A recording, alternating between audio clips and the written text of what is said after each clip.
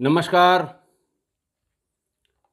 आज मैं फिर आपके सामने एक और अपराध की घटना लेकर उपस्थित हुआ हूँ। ये घटना भी उसी दौर की है जिस दौर का मैं इस इधर काफ़ी दिनों से ज़िक्र कर रहा हूँ। वही दौर जब कानून का सम्मान करने वाले लोग बहुत कम थे, अपराध और अपराधी सर पर चढ़कर बोल रहे थे। इसके पहले कि मैं आज की घटना के बारे में बताऊँ, मैं कल फिर नहीं आ पाया था और शायद अब यानी आज के बाद 4 दिन 3 दिन ना आ पाऊँ। 16 तारीख को पूर्वांचल एक्सप्रेसवे, जिसका मैं प्रभारी हूँ, जिसका मैं नोडल अफ़सर हूँ यूपीडा में, उसको माननीय प्रधानमंत्री जी राष्ट्र के नाम समर्पित करेंगे। उनका जो कार्यक्रम स्थल है वो सुल्तानपुर ज़िले के कूड़ेभार के पास है। इसी 340 किलोमीटर के स्ट्रेच में, उसी सुल्तानपुर के पास एक 3 किलोमीटर के स्ट्रेच को हवाई पट्टी के रूप में विकसित किया गया है। सामान्य समय में दोनों तरफ से गाड़ियां आएंगी जाएंगी, लेकिन किसी भी इमरजेंसी में वहां पर किसी भी प्रकार के विमान, लड़ाकू, युद्धक, ये सारे विमान उतारे और वहां से फ्लाई किए जा सकते हैं। इसी को उस दिन यानी 16 तारीख को प्रधानमंत्री जी के सामने वायुसेना के जितने भी लड़ाकू विमान हैं वो सब उस एयर स्ट्रिप पर उतरेंगे और फिर वहाँ से फ्लाई करेंगे, यानी एयर शो भी वहाँ पर होगा। उससे संबंधित जो वीडियो अगर मिल जाएगी पूरी, जिसमें फाइटर प्लेन्स का वहाँ पर उतरना और जाना उस सड़क पर होगा, मैं उस दिन यानी 16 तारीख के बाद जो पहला एपिसोड करूँगा उसमें शेयर करूँगा ताकि आप लोग भी देखें। आज की घटना की तारीख है 24 जनवरी 1999। वक्त था सुबह 5 बजे का। कंट्रोल रूम ने एक मैसेज पास किया कि DIG range Lucknow Shri A K. Gupta ने यह कहा है कि सीतापुर जनपद के समीपवर्ती लखनऊ के जितने भी थाने हैं वो अपने अपने थानों से एक सब इंस्पेक्टर और 4 सिपाही थाने की गाड़ी से फौरन सीतापुर के थान गांव के लिए रवाना करें। एसपी सीतापुर श्री बृहस्पति मणि त्रिपाठी वहां उपस्थित हैं, उनको जाकर फौरन रिपोर्ट करें। किसी तरह की कोताही या किसी तरह की लेट लतीफ़ी बर्दाश्त नहीं की जाएगी। हम एसटीएफ में थे। हमारे कंट्रोल रूम ने भी सुबह टेलीफोन करके हमें बताया करीब 5:30-6 बजे के आसपास कि सर कोई घटना हुई है सीतापुर में, जिसके लिए लखनऊ या और आसपास के ज़िलों से फोर्स मोबिलाइज की जा रही है।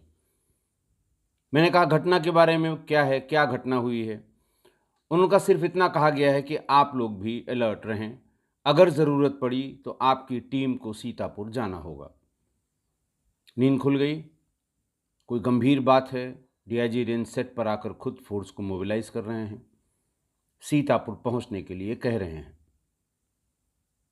मैंने डायरेक्टरी से थान गांव फ़ोन मिला दिया कि पहले तो पता ये लगे कि किस तरह की घटना है, ताकि हमको क्यों जाना होगा वहाँ पर, क्या वजह हो सकती है, क्या इक्विपमेंट साथ ले जाएंगे या किन किन लोगों को साथ ले जाना ज़रूरी होगा, ये जानने के लिए। मुंशी ने फ़ोन उठाया। मैंने उससे पूछा कि क्या थाने पर कोई अधिकारी उपलब्ध है? उनका सब कोई नहीं है। सिपाही तक सब यहाँ से उसी गांव में चले गए हैं जहाँ घटना हुई है। मैंने पूछा क्या घटना हुई है? उनका साहब वहाँ कुछ जातीय संघर्ष हुआ है ब्राह्मणों और ठाकुरों के बीच में, और 4 लाशें वहाँ से फ़ौरन हटा के थाना कैंपस में या थाना का प्रांगण में ही रखी हुई हैं। बहुत विभत्स दशा है उन लाशों की।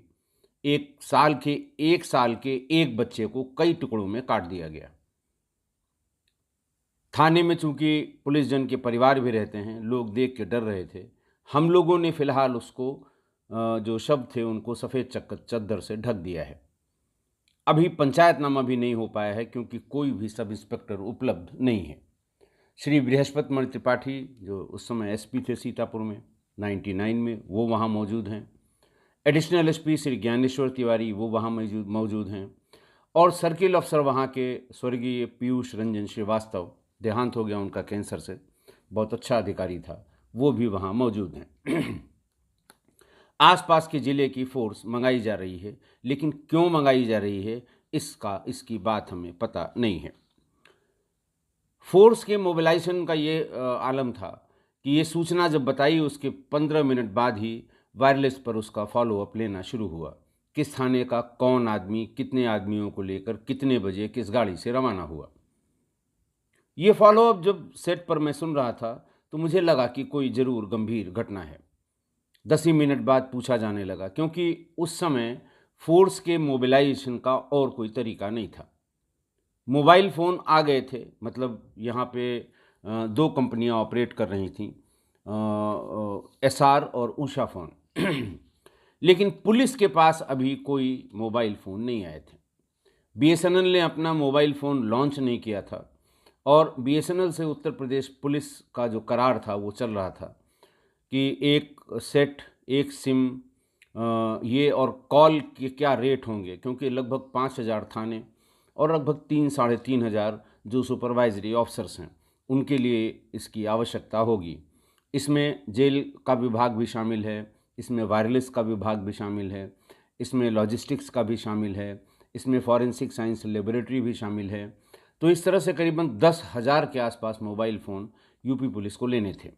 लेकिन उस समय सेट भी बहुत महंगे थे, सिम भी बहुत महंगा था और कॉल्स इनकमिंग आउटगोइंग बहुत महंगी थी।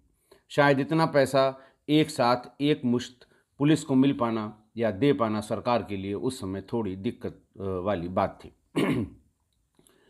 इसी तरह लैंडलाइन फ़ोन पे लोगों से संपर्क करके या वायरलेस पर थानों को संपर्क करके इस तरह फोर्स का मोबिलाइजेशन किया जाता था।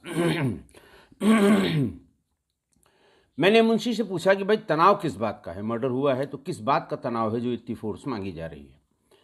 उसने कहा, सर कुछ वहाँ पहले से भी ब्राह्मणों और ठाकुरों में विवाद था।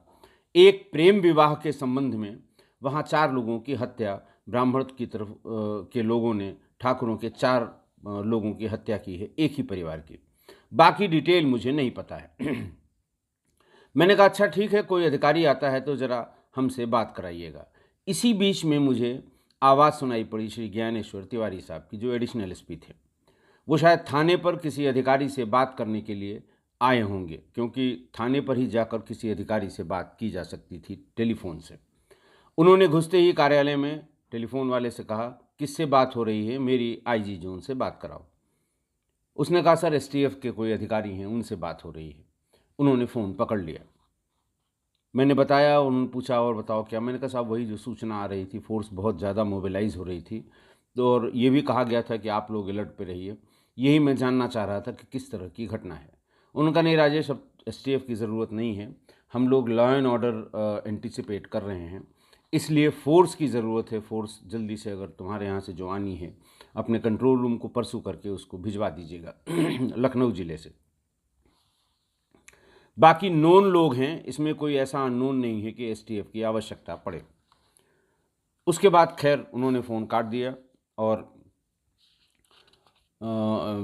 एडिशनल एसपी श्री ज्ञानेश्वर तिवारी ने अपनी बात की। ज्ञानेश्वर सर से मैंने ये पूछा कि सर क्या बात है, ऐसा क्या हो गया है। तो उन्होंने कहा यार थोड़ा सा उसमें एक कोई प्रेम विवाह हुआ था और उसमें ब्राह्मण पक्ष ने मिलकर और ठाकुर पक्ष के एक परिवार के 4 लोगों की हत्या कर दी है। इससे दोनों गांव में, और ये तनाव पिछले 2 साल से चल रहा था, इसकी वजह से ज़्यादा तनाव है। कोई फर्दर घटना न हो जाए कि एक कास्ट कन्फ्लिक्ट हो जाए, यहाँ पर वर्ग संघर्ष हो जाए, इसको रोकने के लिए फोर्स की आवश्यकता है। उन्होंने जो बात बताई, जो उन्होंने जो घटना के बारे में बताया, वो ज़रूर कान खड़े करने वाला था। गांव का नाम था लिलौरी परसिया, थाना मैंने आपको बताया थान गांव। वहाँ एक परिवार रहता था, परिवार के मुखिया थे श्री गंगा प्रसाद दीक्षित। उनकी एक बेटी थी 21 वर्ष की, उसका नाम था अनूपा। करीब 2 साल पहले वो गांव के ही पृथ्वीपाल सिंह जो ठाकुर थे, उनके लड़के वक्षराज के साथ भाग गई। वो 23 साल का था वक्षराज, ये 21 साल की थी लड़की। भाग गई, कहाँ गई ये पता नहीं। जब गंगा प्रसाद दीक्षित और उनके परिवार के या उनके कुनबे के लोगों को पता लगा तो वो थाने पर भाग कर आए और उन्होंने कहा, साहब अपहरण का मुकदमा हमारा लिखा जाए। फलां लड़का हमारी लड़की को अपहरित करके जोर जबरदस्ती ले गया है और अगर उसको कुछ हो गया तो पुलिस जिम्मेदार होगी। इस तरह से दबाव वो थाने पर बनाते रहे। इंस्पेक्टर ने बताया कि साहब देखिए, दोनों बालिग हैं। जब तक लड़की की तरफ से कुछ नहीं कहा जाएगा कि उसके साथ जोर जबरदस्ती हुई, हम आपका ये मुकदमा नहीं लिख सकते। मैंने भी पता किया है, उन दोनों के संबंध पिछले 1 साल से चल रहे थे। आप लोगों को भी पता था, आप आंख मूंदे नहीं रह रहे थे। आप लोगों ने समय से ध्यान नहीं दिया, उसको मौका मिला, वो लड़के के साथ भाग गई। लेकिन वो कोई बात सुनने को तैयार नहीं थे। दीक्षित जी बस यही कह रहे थे कि हमारा मुकदमा लिखिए, उसे पकड़ कर ले आइए, जेल भेजिए। जब पुलिस इस बात के लिए राजी नहीं हुई तो उन्होंने एक दूसरी तहरीर दी। उन्होंने कहा, साहब अब हमें पता लगा है कि लड़की जब हमारी भागी तो वो घर में रखे हुए 5 लाख कैश और अपनी माँ के सारे गहने ले गई है, चोरी करके ले गई है। और ये चोरी उसने, वो जिसके साथ भागी है वक्षराज सिंह, उसके सहयोग से की गई है। लिहाजा दोनों के खिलाफ मुकदमा लिखा जाए, दोनों को अरेस्ट किया जाए और चोरी का हमारा माल बरामद किया जाए। ये ऐसी बात थी कि पुलिस को मुकदमा लिखना पड़ा। चोरी की धाराओं में मुकदमा लिखा गया। फिर वो दबाव बनाते रहे कि साहब दबिश दीजिए, उनके यहाँ उनके बाप को पकड़ के लाइए, चाचा को पकड़ के लाइए, क्यों पुलिस कोई काम नहीं कर रही है, ऐसे कैसे आएंगे, पुलिस हाथ पे हाथ रखे बैठी है। जो पुलिस पर सामान्य आरोप लगते हैं वो आरोप वो लगाने लगे। धीरे धीरे 3 महीने का समय जब बीत गया तो पृथ्वीपाल सिंह ने एक मैरिज सर्टिफिकेट, कोर्ट मैरिज का एक सर्टिफिकेट थाने पर दाखिल किया कि गंगा प्रसाद दीक्षित जी की बेटी और मेरे बेटे ने अदालत में शादी कर ली है और ये उसका अदालती शादी का सर्टिफिकेट है।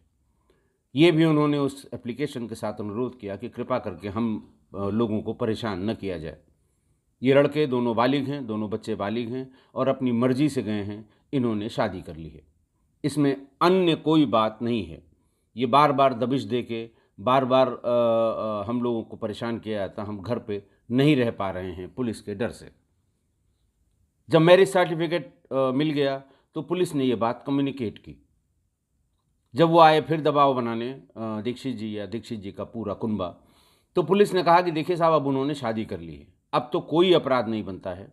रही बात आपके पैसों की चोरी और गहनों की चोरी की, हम उसकी तफ्तीश कर लेंगे, हम किसी को भेज देंगे।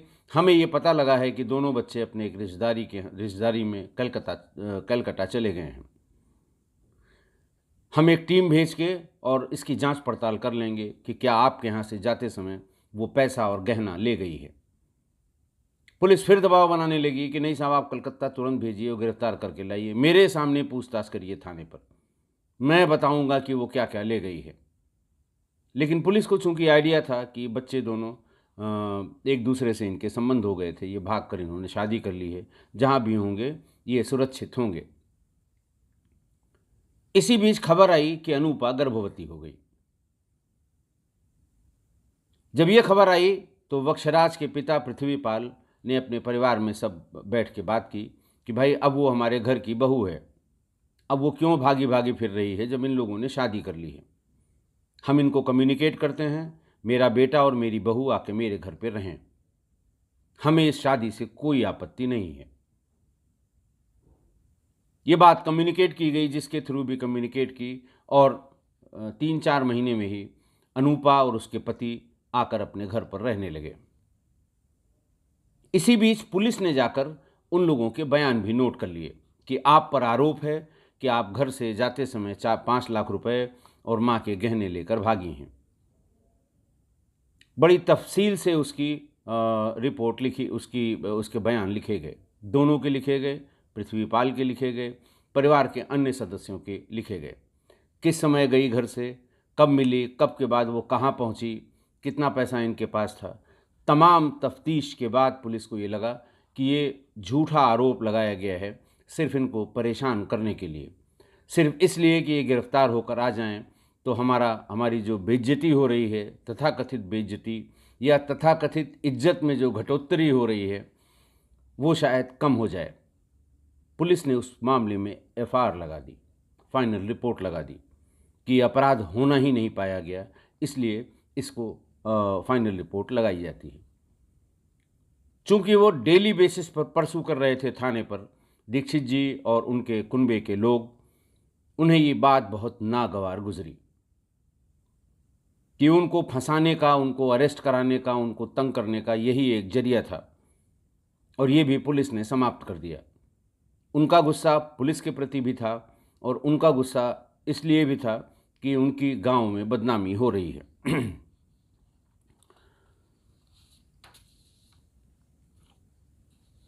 24 जनवरी यानी घटना वाली रात, ये जैसे भरे बैठे हुए थे। एक उनको उम्मीद थी, पुलिस को उन्होंने शायद अन्यथा भी ऑब्लाइज किया होगा कि बस आप एक बार इनको बंद कर दीजिए चोरी में, माल मिले न मिले आप बंद कर दीजिए, एक बार ये जेल चले जाएंगे, मैं अपनी लड़की को समझा लूँगा, ये फिर दोबारा उसके साथ नहीं जा पाएगी।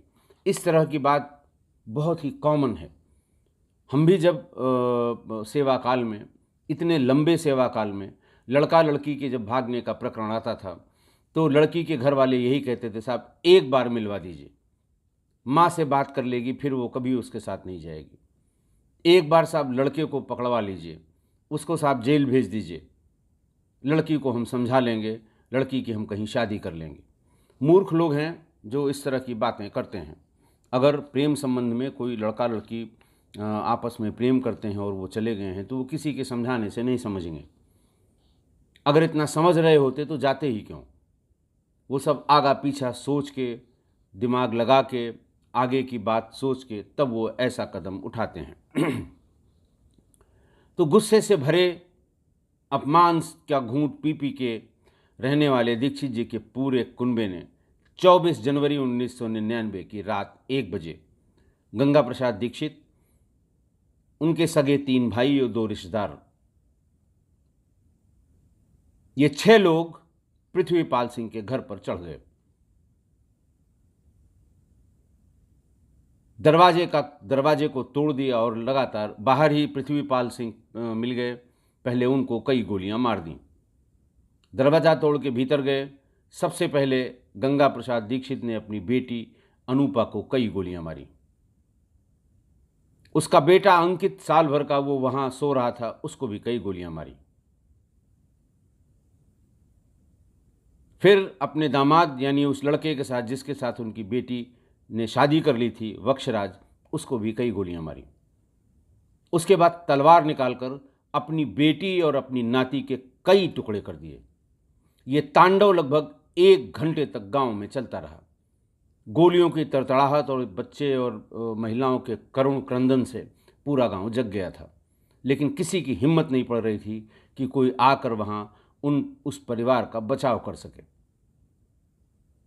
पागलों की तरह चिल्ला रहा था गंगा प्रसाद दीक्षित कि इसी कलमुही की वजह से मैं गांव में मुंह दिखाने काबिल नहीं रह गया, मुझे मुंह छिपाए छिपाए घूमना पड़ रहा था। ये कहता जा रहा था और तलवार के प्रहार से उसने शरीर के कई टुकड़े कर दिए। उसके बाद वो तीनों भाई, गंगा प्रसाद दीक्षित, उसके तीनों भाई और वो रिश्तेदार वहां से चले गए। आसपास के लोगों ने किसी तरह से मोटरसाइकिल से जाके थाने पे ये सूचना दी। थाने से थानाध्यक्ष आए, वो इसकी विभीषिका को देखकर डर गए। फौरन फोर्स को बुलाया और ये डिमांड की कि साहब यहाँ पर बहुत तनाव पहले से ही है गांव में, ब्राह्मणों और ठाकुरों के बीच में, अभी कोई बवाल हो जाएगा, फोर्स तत्काल भेज दी जाए।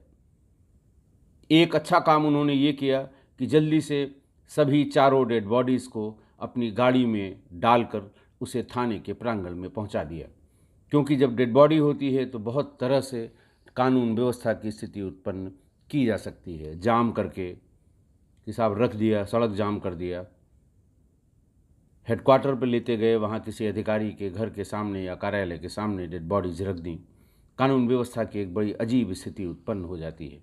तो उन्होंने सारी बॉडीज़ एक साथ गाड़ी में रख के और उसे प्रांगण में रख दिया। उसी का जिक्र वो मुंशी कर रहा था जब मैंने फ़ोन किया था कि साहब कैंपस में ही बॉडीज़ रखी हैं और दिल दहल जाता है देख के। हम लोगों ने सफ़ेद कपड़ा मंगा के भी उसको ढक दिया है वहाँ पर।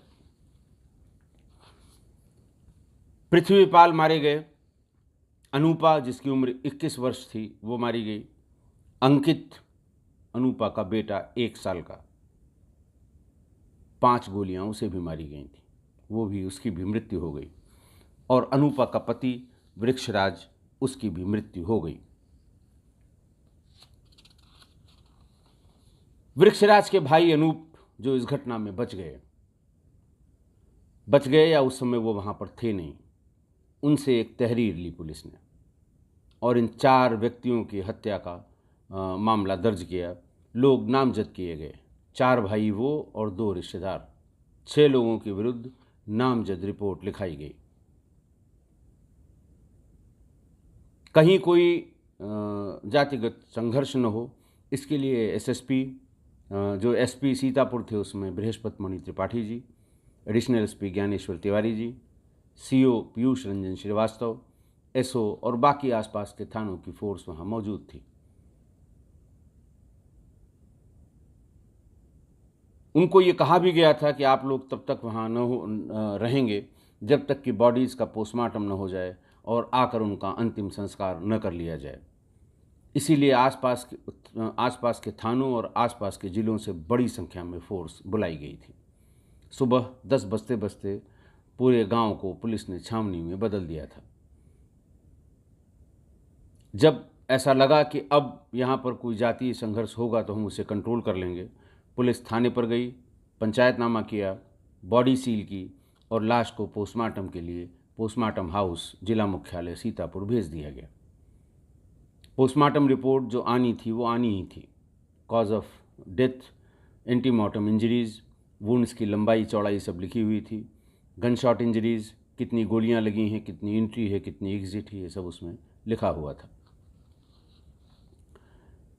बताते हैं कि कई वर्षों तक इसका ट्रायल चला।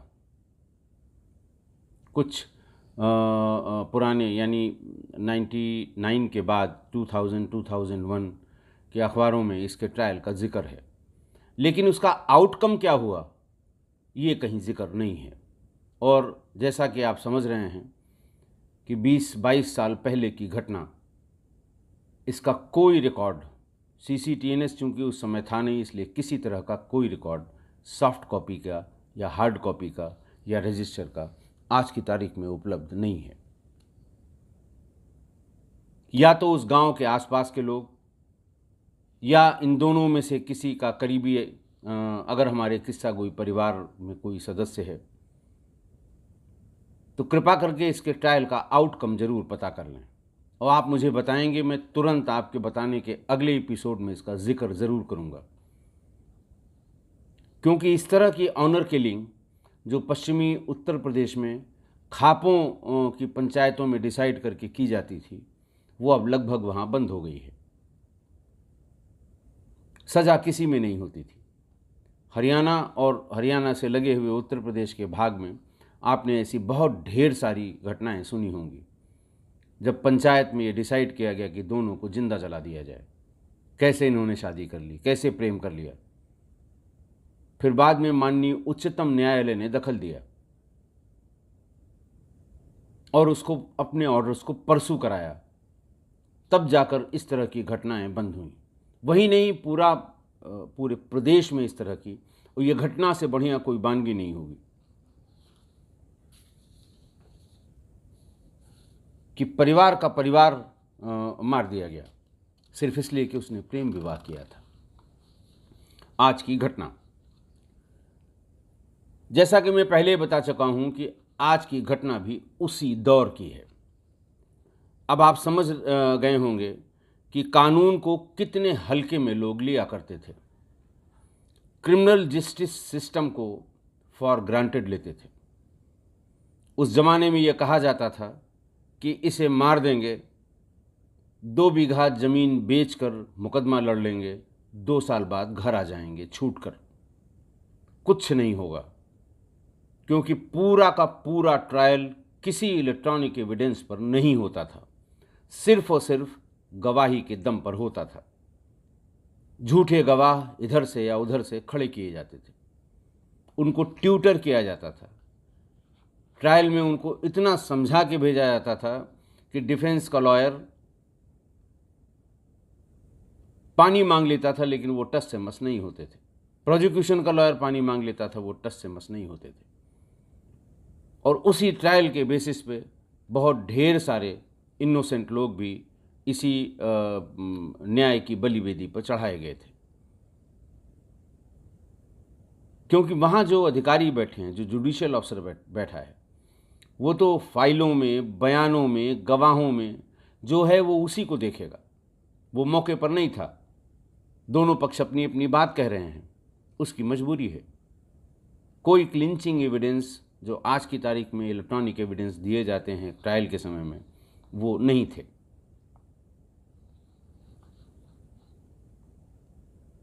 कि 2 बीघा ज़मीन बेचेंगे, अच्छा वकील कर लेंगे, हमारा कुछ नहीं होगा, हम 2 साल में लौट आएंगे।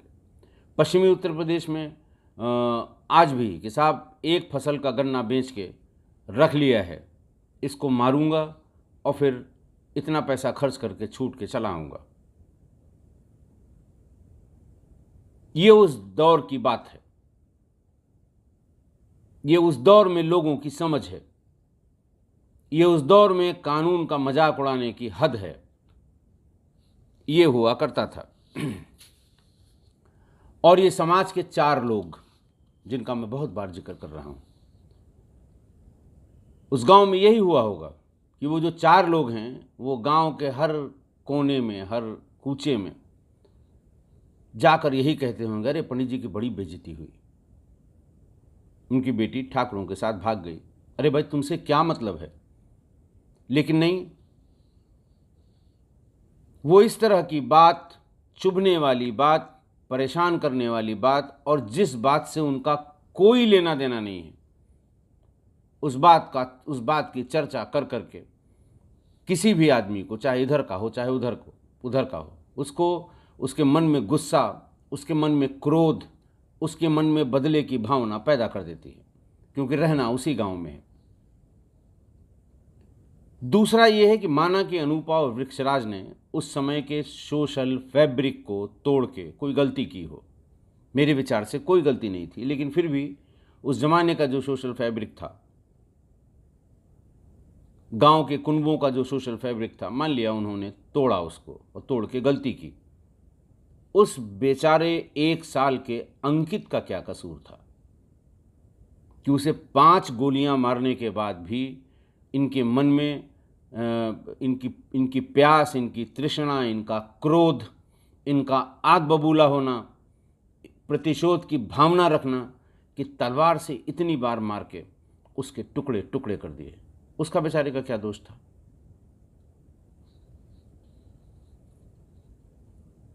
और समाज के इन्हीं 4 लोगों का इंटरेस्ट समाज के भूखे लोगों का पेट भरने में कभी नहीं रहा।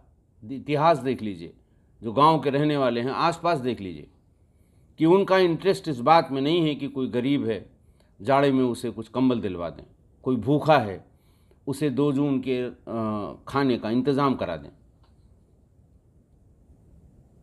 उनका इंटरेस्ट सिर्फ इसमें है कि इनकी इज्जत गई, उनकी इज्जत आई, उसमें नमक मिर्च मसाला डाल के चटखारे ले लेके ये बातें कहते रहेंगे।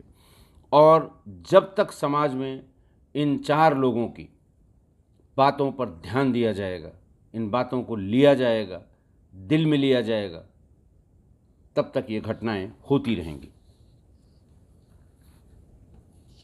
ऐसे लोगों का बहिष्कार होना चाहिए।